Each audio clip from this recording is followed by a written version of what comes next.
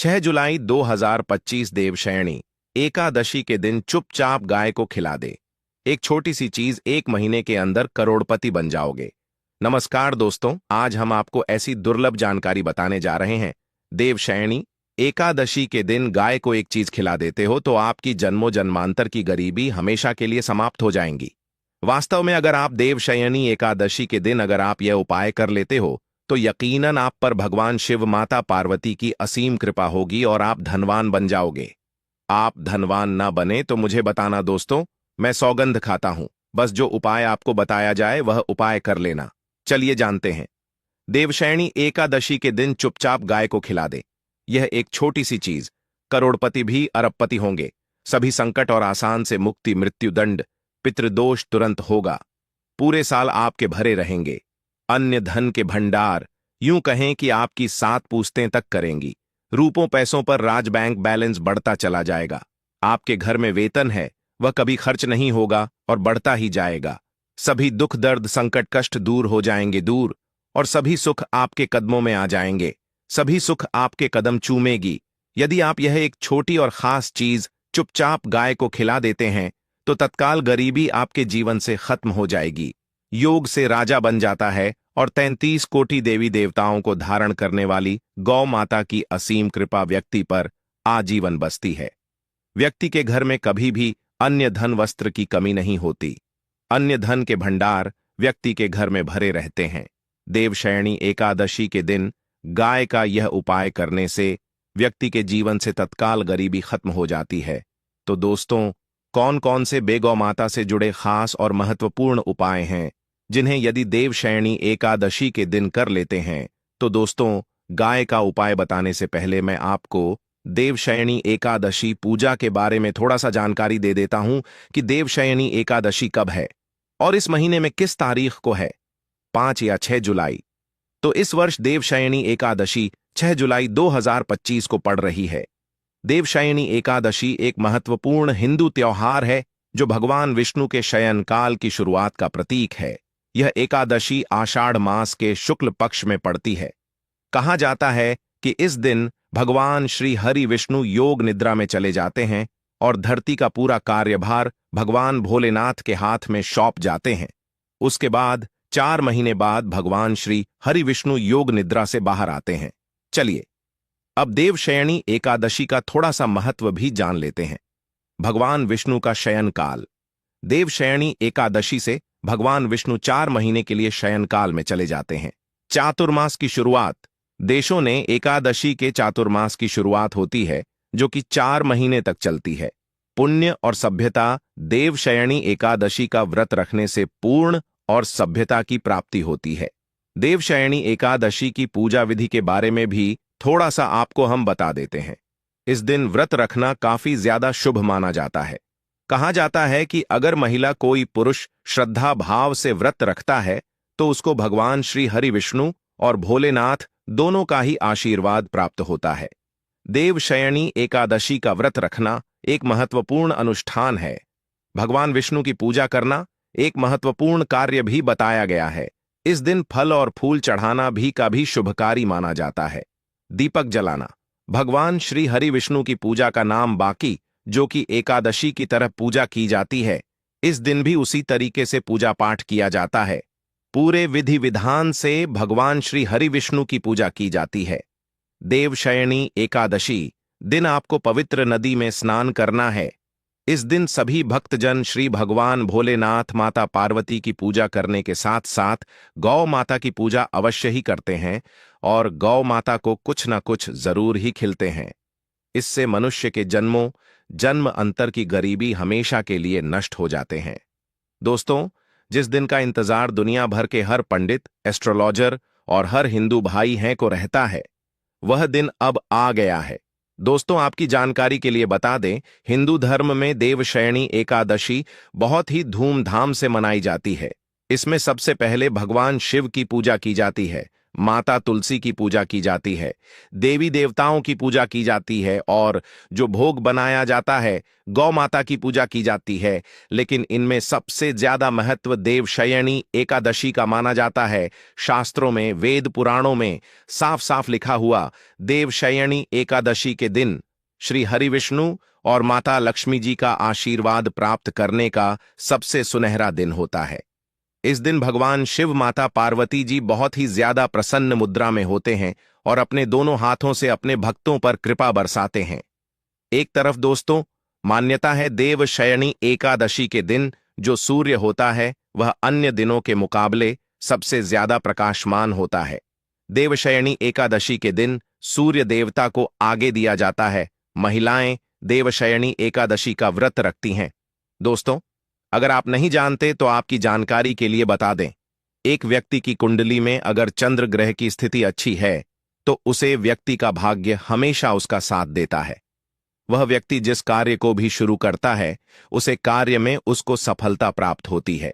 इसीलिए देवशयनी एकादशी को हमारे हिंदू धर्म में बहुत ही ज्यादा विशेष और खास महत्व दिया गया है। आप लोगों की जानकारी के लिए बता दें, देवशयनी एकादशी के दिन 52 तरीके के शुभ योग बन रहे हैं। कहीं सालों के बाद सूर्य का प्रकाश इतना प्रकाशमान होगा जितना कभी नहीं हुआ। 130 साल में ऐसा दुर्लभ संयोग बनने जा रहा है। लक्ष्मी योग, ग्रह योग, नक्षत्र योग, अमृत सिद्धि योग जैसे शुभ योग का निर्माण हो रहा है, क्योंकि देवशयनी एकादशी के समय में पूरे दिन का व्रत करना चाहिए और भगवान भोलेनाथ, माता पार्वती जी का आशीर्वाद प्राप्त होता है। देवशयनी एकादशी के दिन ब्रह्म मुहूर्त में सोकर नहीं उठ सकते हैं, किसी पवित्र नदी में जाकर स्नान नहीं कर सकते हैं, पूरे दिन का व्रत नहीं रख सकते हैं। वैसे तो दोस्तों देवशयनी एकादशी के दिन स्नान और प्रात का विशेष ही महत्व होता है, लेकिन इस दिन अगर आप ज्योतिष शास्त्र, तंत्र शास्त्र के अनुसार एक गाय वाला उपाय विधि विधान से देवशयनी एकादशी वाले दिन कर लेते हैं तो आपकी जन्मों जन्मांतर की गरीबी हमेशा के लिए समाप्त हो जाएंगी। वास्तव में अगर आप देवशयनी एकादशी के दिन अगर आप यह उपाय कर लेते हो तो यकीनन आप पर श्री हरि विष्णु और माता लक्ष्मी की असीम कृपा होगी और आप धनवान बन जाओगे। इस दिन सभी वक्त जन श्री हरि विष्णु तथा माता लक्ष्मी की पूजा करने के साथ साथ गौ माता की पूजा अवश्य ही करते हैं और गौ माता को कुछ ना कुछ जरूर ही खिलते हैं। अब आप सोच रहे होंगे कि गाय को ऐसा क्या खिलाने से और ऐसा क्या उपाय करने से आपको भगवान विष्णु और माता लक्ष्मी का आशीर्वाद मिल सकता है। तो दोस्तों आपने देखा होगा जब भी आपके घर पर दिवाली की पूजा होती है या धनतेरस की पूजा होती है या फिर देवशयनी एकादशी की पूजा होती है तो आपके घर वाले गौ माता की पूजा जरूर करते हैं और गौ माता को जो भोग होता है उसमें से कुछ ना कुछ खिलाते हैं, ज्यादा नहीं तो 2 पूरी अवश्य ही खिलाते हैं। तो दोस्तों आपको इस उपाय को देवशयनी एकादशी वाले दिन ही करना है और सूर्य देव को आगे देना है और उनकी विधि विधान से पूजा करना है। इस बार जो देवशयनी एकादशी क्योंकि इस वीडियो में आपको गौ माता से जुड़े उपाय के बारे में बताने वाले हैं जिन्हें करने से आपके जीवन के जो भी दुख, दर्द, संकट है या कामयाबी होने में कोई बाधाएं आ रही है, सभी से छुटकारा मिलने वाला है। यूं कहें कि आपके जीवन में अपार धन सुख, कभी भी धन से संबंधित परेशानी नहीं रहेगी। यदि आपकी जिंदगी प्रबल हो जाएगी, धन प्राप्ति के योग्य बन जाएंगे और जीवन में सदैव अन्य धन के भंडार आपके घर में भर रहेंगे। अन्य धन, वस्त्र कभी कमी नहीं होगी। आपको बता दें, इस देवशयनी एकादशी की पूजा के साथ साथ हनुमान जी, मंगल देवता और भगवान शनिदेव की भी पूजा जरूर करनी चाहिए। आपको बता दें कि इस दिन यदि आप हनुमान जी और मंगल देवता भगवान शनिदेव की पूजा करते हैं तो मंगल का ग्रह जनित दोष भी दूर हो जाता है। व्यक्ति के जीवन में धन, सुख, संपत्ति की प्राप्ति हो जाती है। समस्त मनोकामना व्यक्ति की पूर्ण हो जाती है। दोस्तों आपको हम बता दें कि ऐसी ज्ञानवर्धक जानकारी आपको हम पैसों में भी बांट सकते थे, पर हमारे चैनल का मकसद है जनहित में जन कल्याण एवं जन सेवा करना। इसीलिए आपके लिए जो जानकारी बताते हैं वह फ्री में बताते हैं।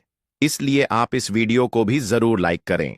और दोस्तों मैं आपसे एक अनुरोध और करना चाहूंगा कि आप अपनी राशि कमेंट बॉक्स में जरूर डाल दें, जिससे कि आपकी राशि के अनुसार हम आपको कुछ ऐसे उपाय बता सके जिससे आपको लाभ की प्राप्ति हो। क्योंकि हम राशि से जुड़े उपाय भी आपको बताते हैं, तो आप कमेंट बॉक्स में अपनी राशि हमें जरूर बताएं या अपना नाम बताएं, जिससे आपके लिए कुछ हम ऐसे उपाय बता सके। साथ में जय गौ माता अवश्य लिखें। दोस्तों, साथी से एक नेय तो जरूर करना है। गाय का उपाय बताने से पहले एक उपाय आपको बता दें। इस उपाय को लाइक जरूर करें। क्या करें कि शाम के समय पीपल के पेड़ के नीचे आपको सरसों का चौमुखी दीपक, आटे का दीपक बनाना है। चौमुखी दीपक में आगे की बाती लगाकर सरसों के तेल का दीपक जला देना है। आटे का दीपक बनाएं, जो थम तेल डालें उसमें बाती ही डालें। लाल वाली कलावे की दीपक जला दें। चार चार बाती मम लगाकर चारों दीपक मतलब 4 भाग उसके बन जाएं। हर एक भाग को जलाएं और बीच में 2 सबूत फूल वाले लौंग भी डाल दें। फिर देखिए कैसे चमत्कार आपके जीवन में होता है। शाम के समय जलाकर उसे छोड़ें। मनोकामना मांगकर छोड़ दें। दोस्तों, अभी तक अपने चैनल को सब्सक्राइब ना किया हो तो जरूर कर लें। इससे आपको और भी ज्ञानवर्धक जानकारी सीधे माध्यम से प्राप्त हो सके। दोस्तों, यह गौ माता वाला उपाय बहुत ही प्रभावशाली उपाय बताया। मैंने आपको इस उपाय को जरूर करें। बहुत ही लाभकारी उपाय बताया है। बहुत ही आपको लाभ देगा यह उपाय। और अब बात करें गौ माता से जुड़े कौन कौन से उपाय आपको इस दिन मतलब गाय से जुड़े, जिन्हें करने से व्यक्ति को 7 पीढ़ियों तक बैंक बैलेंस की कमी नहीं होती, दुख दर्द संकट कष्ट दूर हो जाते हैं और सभी सुख व्यक्ति के कदमों में आ जाते हैं।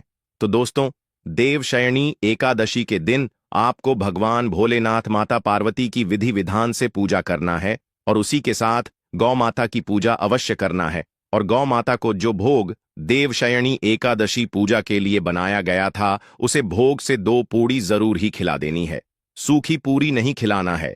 पूड़ी के ऊपर आप मिठाई या कोई सब्जियां हलवा जो भी बनाया है वह आपको गौ माता को जरूर ही खिलाना है। दोस्तों, हर एक और मांगलिक काम में गौ माता या उनसे जुड़ी चीज जैसे गाय का गोबर, गोमूत्र, गाय का दूध अथवा गाय के दूध से बना घी जरूर शामिल करें। इससे आपको पुण्य भाव की प्राप्ति होगी। सनातन परंपरा के अनुसार जिस घर में गाय होती है उसे घर से जुड़े सभी वास्तु दोष स्वयं खत्म हो जाते हैं, क्योंकि पंचम या के बिना कोई भी पूजा पाठ और हवन सफल नहीं होता। दोस्तों, महीने में एक बार हो सके तो परिवार सहित एक बार गौशाला जाने का नियम जरूर बनाएं और हो सके तो गायों को हरा चारा जरूर खिलाएं, जिससे सभी वास्तु दोस्त शांत हो जाते हैं। दोस्तों, आपका प्रिय चैनल कभी किसी को भी गलत जानकारी नहीं देगा और इनसे जुड़े दोषों का निदान हो जाता है। गर्मियों में गौ माता को पानी पिलाएं और सर्दी में गौ माता को गुड़ जरूर खिलाएं। ध्यान रखें कि देवशयनी एकादशी वाले दिन गौ माता को गुड़ जरूर ही खिलाना है। गर्मियों में गाय को गोदना खिलाए। अनेक देवी देवताओं को अपने शरीर पर धारण करने वाली गौ माता से जुड़े कई शुभ और अशुभ संकेत भी होते हैं। मतलब गाय का दूध दौते समय यदि गाय ठोकर मार दें और सारा दूध बिखर जाए तो अपशगुन होता है। यदि कोई यात्रा पर निकल रहा हो और गाय अपने बछड़े को दूध पिलाती सामने आ जाए तो निश्चित रूप से कि यात्रा के लिए आप निकले हैं, वह यात्रा आपकी जरूर ही सफल होगी। और वह जिसके लिए आप निकले हैं वह जरूर ही पूर्ण यात्रा पर जाते समय गाय की आवाज आना और रात्रि में गाय की हुंकार करना भी शुभ होता है। दोस्तों, साथ ही साथ गाय के साथ आप भूल कर भी यह काम ना करें, अन्यथा मिलता है। जी हां दोस्तों, गाय को राष्ट्रीय पशु बनाए जाने और इन्हें मौलिक अधिकार दिए जाने की बात हो रही है तो सवाल उठता है, गाय संस्कृति का अहम हिस्सा है, तभी गाय के साथ लोग खराब व्यवहार कैसे कर लेते हैं और जैसे ही दूध देना बंद कर देती है तो लोग इन्हें उनकी किस्मत पर छोड़ देते हैं, सड़कों पर और गलियों में भटकने के लिए। ऐसे में गोवंश जीवन को कोई डंडे मारता है तो कोई उन पर पानी डाल देता है, कई बार लग जाती है तो कभी बीमार होकर बेचारी गाय दम तोड़ देती है। ऐसे में जरूरत है इन बातों को जानने की। गाय को लेकर शास्त्रों में क्या कहा गया है, आपको कैसा व्यवहार करना चाहिए। क्या दोस्तों, गाय को कभी भी मारना पीटना नहीं चाहिए। शास्त्रों में गाय को माता का दर्जा दिया गया है। गाय को मारने वाला माता को मारने पीटने वाले के समान पाप का भाग्य समझा जाता है। नरक लोक में वर्षों तक कष्ट भोगना पड़ता है। अगले जन्म पशु योनि में मिलता है कि गौतम मुनि ने गलती से गाय को डंडा मार दिया था जिस गाय की मृत्यु हो गई थी, और इस पाप से मुक्ति के लिए इन्हें वर्षों तक तपस्या करनी पड़ी। इसलिए यह देवशयनी एकादशी श्री कृष्ण जी ने बैल स्वरूप में आए वृद्ध आश्रम का वध कर दिया था, जिससे मुक्ति के लिए भगवान श्री कृष्ण को संपूर्ण तीर्थ को एक कुंड में बुलाना पड़ा, और इस कुंड में स्नान से वह पाप मुक्त हो गए थे। यह दोस्तों, साथ ही साथ पानी पी रही गाय को भागते हैं, वह घोर पापी के भंग बनाकर होते हैं। ऐसे लोग घर आपसे मुक्त होकर स्वर्ग पाए जाते हैं और बड़े ही धनवान कल में जन्म लेकर सुख भोगते हैं। और साथ ही साथ आराम कर रही गाय को कष्ट देकर कभी भी उठाना नहीं चाहिए। वह जन्म में किए गए जाने अनजाने में पापों से मुक्ति हो जाती है और गोलोक में स्थान पाते हैं। गाय को डंडा मारकर उठना, पानी डालकर उठाने से मनुष्य पाप का भागी बनता है और अगले जन्म में उसे दर दर भटकना पड़ता है। और साथ ही साथ शास्त्रों में बताया गया है, जो लोग गाय की सेवा करते हैं और उनका भोजन खिलाते हैं और उनकी परवरिश अच्छी तरह से कहते हैं, तो वह लोगों के जीवन की सभी इच्छाएं पूर्ति होती हैं। गाय के बछड़े से बचा हुआ दूध ही मनुष्य को लेना चाहिए, परंतु कुछ लोग एक बार गाय को धो लेने बाद फिर से बछड़े के लिए बचा हुआ दूध भी धो लेते हैं। ऐसा करना घोर पाप कहा जाता है। ऐसे दूध को धोने वाला और ग्रहण भी बन जाते हैं। दोस्तों, साथ ही साथ शास्त्रों में कहा गया है कि गोवंश मतलब गाय और बैल के पीठ पर नहीं बैठना चाहिए। उनक पीठ पर बैठने से महापाप लगता है। ऐसे लोगों को नरक की यात्रा भोगनी पड़ती है। एकमात्र देव के अंश के उत्पन्न नदी ही गौवंश है, जिस पर स्वयं महादेव और महादेवी सवारी करती है, क्योंकि नंदी ने स्वयं अपनी इच्छा से महादेव की सवारी बनना स्वीकार किया था। और साथ ही साथ शास्त्रों में गाय के दान को बहुत ही महत्व दिया गया है, परंतु ऐसी गाय का दान कभी नहीं करना चाहिए जो बूढ़ी और बीमार हो।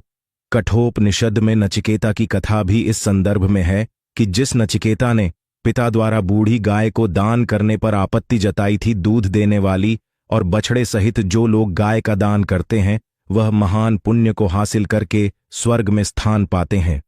दोस्तों, साथ ही साथ सूर्य चंद्र मंगल या शुक्र की युक्ति राहु से हो तो पितृदोष होता है। यह भी मानता है कि सूर्य का संबंध पिता से एवं मंगल का संबंध रक्त से होने के सूर्य, यदि शनि राहु या केतु या दृष्टि हो तथा मंगल की युति राहु या केतु से हो तो पितृदोष होता है। इस दोस्त से जीवन संघर्ष में बन जाता है। यदि पितृदोष हो तो गाय को प्रतिदिन या किसी भी एक देवशयनी एकादशी के दिन रोटी गुड़ चारा आदि खिलाने से पितृदोष दोस्तों, हर एक और मांगलिक काम में गौ माता या उनसे जुड़ी चीज जैसे गाय का गोबर, गोमूत्र, गाय का दूध अथवा गाय के दूध से बना घी जरूर शामिल करें। इससे आपको पुण्य भाव की प्राप्ति होगी। सनातन परंपरा के अनुसार जिस घर में गाय होती है उसे घर से जुड़े सभी वास्तु दोष स्वयं खत्म हो जाते हैं। गाय के ऊपर जो कुबड़ होती है वह बृहस्पति गुरु है। अतः जन्म पत्री में यदि बृहस्पति अपनी नीच राशि मकर में हो या अशुभ शिवलिंग में जा रहे हो और सामने से गौ माता आई हुई दिखाई दे तो गौ माता को अपनी दाहिनी ओर से जाने देना चाहिए। आपकी यात्रा जरूर ही सफल होगी। और साथ ही साथ यह संकेत भी जान ले, यदि आप यात्रा पर जा रहे हैं और सामने आपके गाय पड़ जाए अथवा अपने बछड़े को दूध पिलाती हुई सामने गए दिखाई दे जाए तो समझ जाना कि वह यात्रा आपके लिए जरूर ही सफल होगी। और साथ ही साथ जिस घर में गाय होती है उसमें वास्तु दोष स्वतः ही खत्म हो जाता है। और आप भी रोटी बनाएं, प्रतिदिन ताजी रोटी ही बनाएं। गाय को अगर आपने रोटी बनाई है तो कोशिश करें कि उसे रोटी को आप तुरंत ही गाय को खिला दें। अगर आप उसे रोटी को रख देंगे और उसे रोटी को अगले दिन देंगे तो वह रोटी बंसी मानी जाएगी। गाय को कभी भी बासी रोटी ना दे। इसे घर में नकारात्मक ऊर्जा वास करती है और आपकी बिल्कुल भी नहीं बनेंगे। इससे आपके घर में हमेशा दर्द देवता का वास रहेगा और आप जिस भी उसे काम में आपको हमेशा असफलता ही हाथ लगेगी। इसलिए कोशिश करें गाय को रोजाना ताजी रोटी बनाकर खिलाएं। बासी रोटी गाय को ना दें और साथ ही साथ सड़ी गली चीज गाय को नहीं खिलानी चाहिए कि घर में कोई फल है, कोई सब्जी है, सड़ जाए तो लोग क्या करते हैं, गाय को देते हैं। नहीं, ऐसा नहीं करना चाहिए। ऐसा करने से यदि आप गाय को खिलाते हैं तो और आप आपके भाग्य बन जाते हैं। और साथ ही साथ आप आटे की 11 लोई यहां बनाकर उनके ऊपर हल्दी लगा करके इसके बाद गाय को खिलाएं। हर एक लोही को मिला दे, माता गाय की आप चरणों की स्पर्श करें। या दोस्तों, ऐसा करने से आपके समस्त काम बनने लगेंगे। जो दो हक का समय चल रहा है वह भी खत्म होगा। आपके जीवन में खुशियां ही खुशियां होंगी। और एक बार आप 7 बार गाय की परिक्रमा भी कर लें तो आपके समस्त कम होंगे। और साथ ही साथ आप गाय को जब भी रोटी दे, रोटी पर या तो आप थोड़ी हल्दी लगा लें, अगर अच्छा ना हो तो आप थोड़ा रख सकते हैं, थोड़ा घी रख सकते हैं। या दोस्तों, गाय को कभी भी सूखी रोटी ना खिलाएं। सूखी का मतलब गए रोटी रखें, उसे पर कुछ ना कुछ रख कर खिलाएं। हल्दी रख ले मिश्री की, या जो भी रख ले, मतलब खाली रोटी नहीं खिलानी इस बात का। जब भी आपको शुभ फलों की प्राप्ति होगी। जी हां दोस्तों, उपाय कुछ बातें जिन्हें आपको ध्यान में जरूर रखना चाहिए। या दोस्तों, वीडियो अच्छी लगी हो, वीडियो को लाइक करें,